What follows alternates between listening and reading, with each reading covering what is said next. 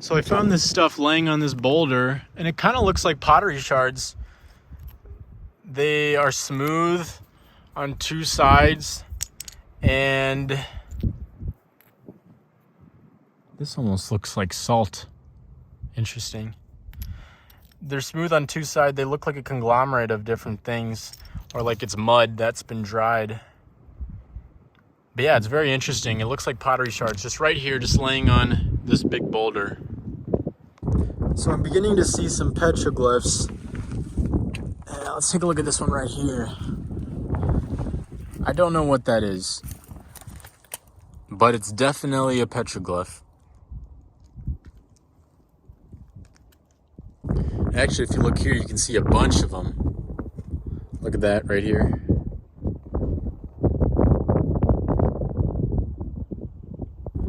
And down here.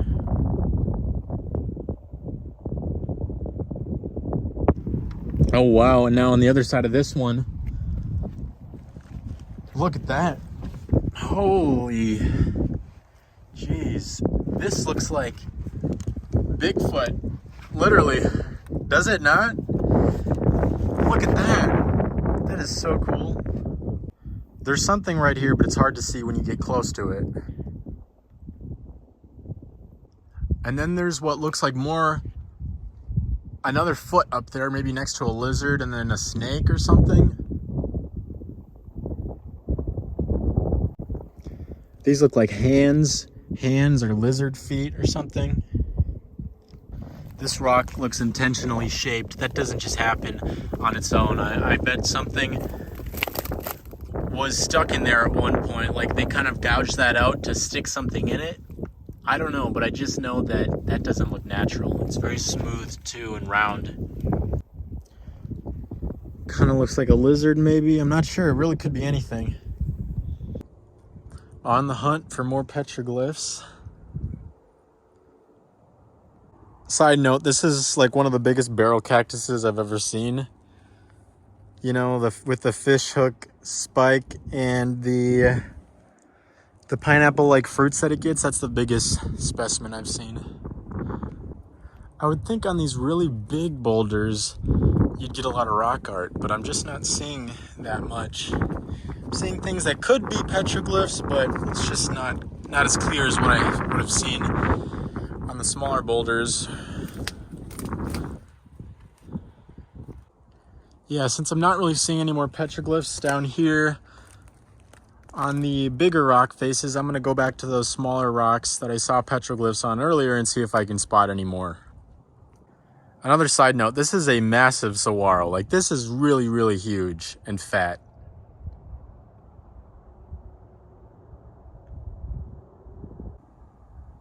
That's beautiful with the sun shining through the arms of the saguaro. And of course, a beautiful view to the east.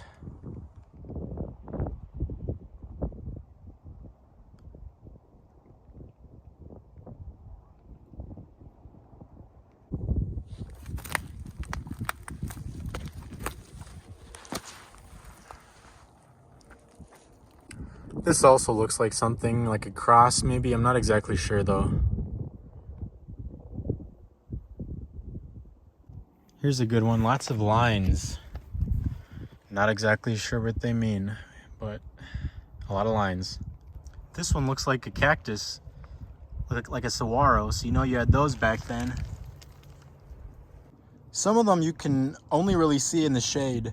So take a look at this one. It looks like a lizard, some legs on that, something else next to it. Not exactly sure.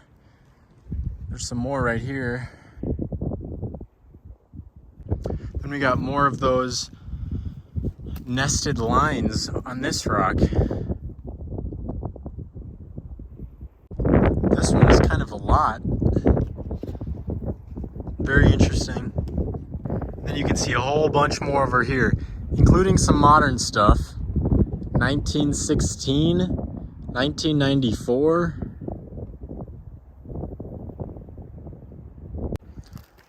Interesting.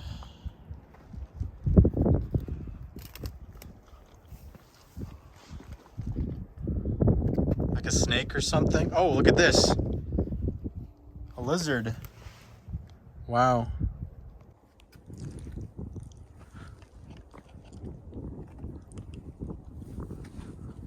There might be so many petroglyphs buried beneath tumbled rocks. Yeah, no doubt I'm missing a lot of petroglyphs, but I still am catching quite a few. This one looks like a sheep or something.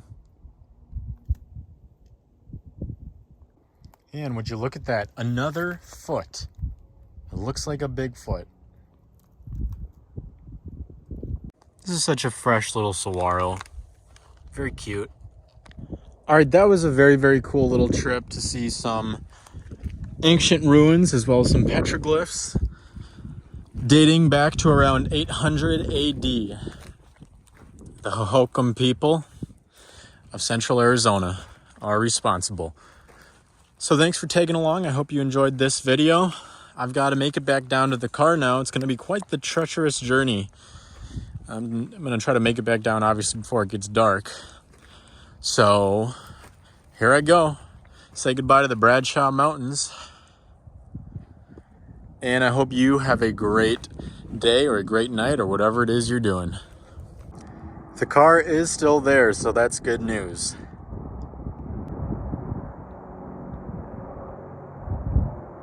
This looks like a tin that you'd put sardines in or something. So it was extremely difficult to get up, and it's much harder to get down. I don't know if I'm on a different route or something. It just feels so much steeper, like I'm sliding, because this is all just like loose sand practically. Holy jeez. Oh my goodness, wish me luck. Yeah, just so you know, I'm hanging on to this dry, rickety old route, trying to get my way down. And this is so slippery and so steep. If I were to just slide my way down, nothing's in between me and this giant pile of teddy bear cholla. So, needless to say, I'm in a little bit of a pickle, but a pretty view at least. So I made it to this little island of sturdy rock. But as you can see, I'm only in a mildly better situation than before. I still gotta get past this cholla. I just had to cut away off to the side from that area, because at least this area isn't as loose. But oh my gosh, that was really precarious. That was really precarious. I was hanging on for dear life. I have to say, there's nothing I hate more than when the ground beneath you starts moving. I need like sturdy rocks to step on, and then I'm great. I've had a few close calls here today. I'm not gonna say I'll be shocked if I make it back in good condition, because I hope I make it back in good condition. Also, I feel like I'm decently nimble and skilled enough, but like, this is one of the more surprising little excursions I've been on, as far as seeing something like a set of Indian ruins. This is definitely up there in terms of difficult hikes. I didn't expect it to be as difficult as it was, and maybe there's easier routes that you can take. I'm sure there are. I'm sure if you know this little area like the back of your hand, you could find an easy route to go up and down, but I did not have that easy route. So yeah, it took me a while just to get down from there. It's a whole obstacle course out here, so if you ever come out here, you better be prepared, because it's an obstacle course with no set route, which kind of makes it good, but also very, very difficult, because you've got to really plan ahead in terms of, scanning the landscape, looking for dangers, looking for the obstacles, and looking for the easiest route, because everything here wants you to stay away from it. Everything here doesn't want you to touch it. It wants its personal space, like the ocotillo, the spiky ocotillo. This is actually a pretty mild area with some soft leafy plants. This is pretty open, but this is the exception, not the rule.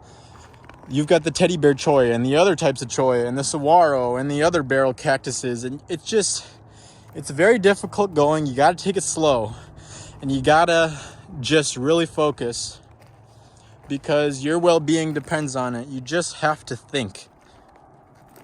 I mean, you should be thinking all the time, but you've got to really think and be observant here, otherwise you will pay the price. it's a combination of factors that makes this specific location very difficult. Oh, there's a little cairn. It's the steepness combined with the fact that there's so many talus slopes where the rocks beneath you will just give way.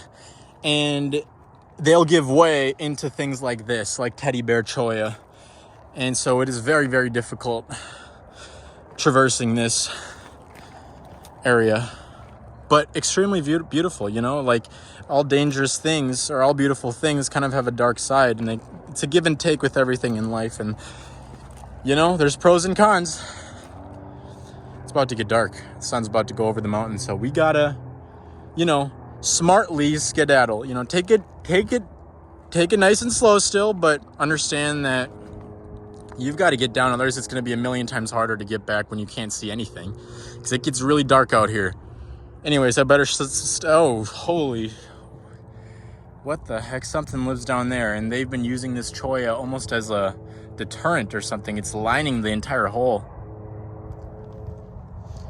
Anyways, we are now officially on the dark side.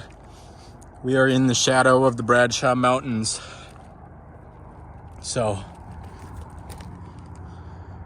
making it down. And the tricky part is also, we can't just look at the car and say, let's make a beeline toward the car, you know, while navigating all these obstacles. We have to find the gate to get through the barbed wire fence, you know, assuming I don't want to crawl through a barbed wire fence. And the gate is not easily visible at all. So I'm trying to remember exactly where that gate was so I can cross through the barbed wire fence and then walk that little dirt road back to the vehicle. Still going down, making, oh my goodness, a bone. Would you look at that?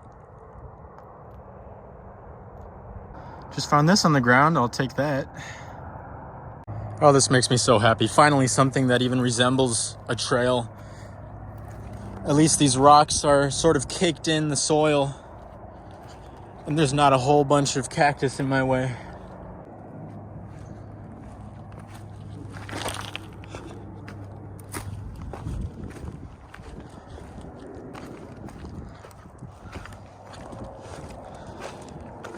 You gotta continue making noise though in some way. Don't be too nimble when you walk. You don't want to startle a rattlesnake.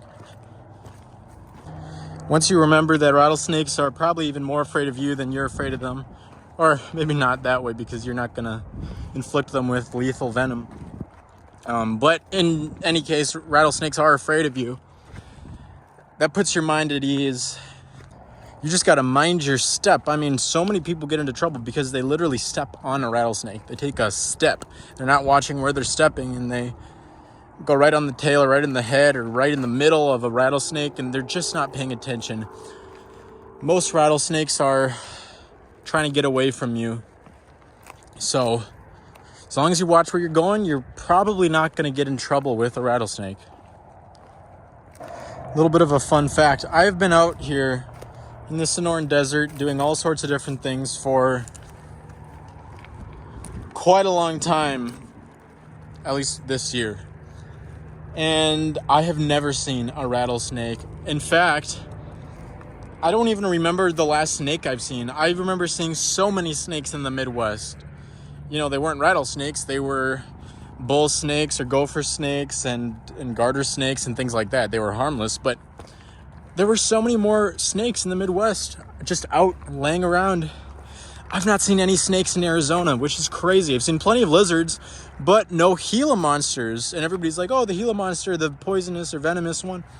I've never seen a Gila monster, and I've never seen a rattlesnake. So I've been out and about, and I come away with the conclusion that it's got to be rare to see one. I don't know. I've just never been in the right place at the right time, or maybe the wrong place at the wrong time. But yeah, beautiful rocks.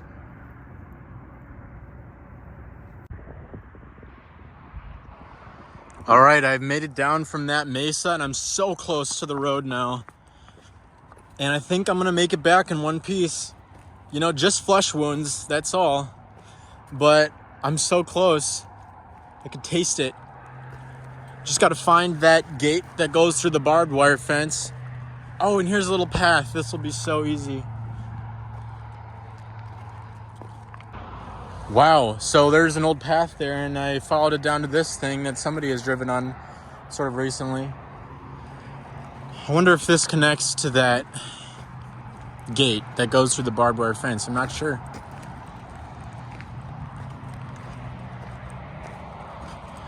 But thank God I have a path. Oh, and here's the gate. Would you look at that? Wow, that was easy. That couldn't have been better. Well, thanks for tagging along, guys. This was quite the journey. I just have to walk back on this road.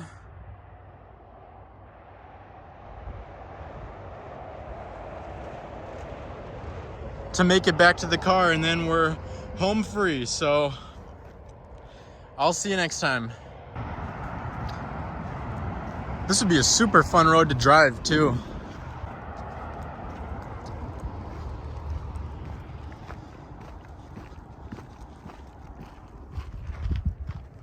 All the way up there we came from. Down here in this little desert wash. By the way, that's the barbed wire fence that we had to avoid by going through the gate. And we're almost back to the car. Jeez, I know I want a milkshake right now, or Culver's Deluxe. Ay, ay, ay. Hanging chain choy. I'm glad I didn't have to walk through that. That would have been a nightmare. Yeah, these would be the coolest roads to drive with all of these little hills. It'd be super fun. Down on this other desert wash. Can't come in here in the monsoon though. Ooh, it's cooler already in this drainage.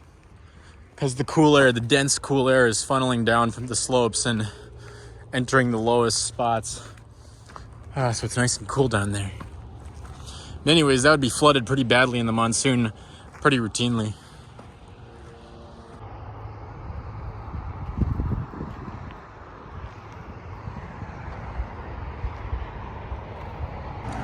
And we are back. Look at that car.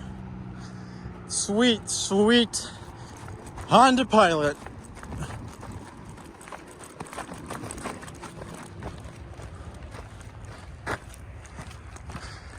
Oh, there she is. Just got to take a bathroom break, then I'll hop in the car and drive out. Thanks for taking along.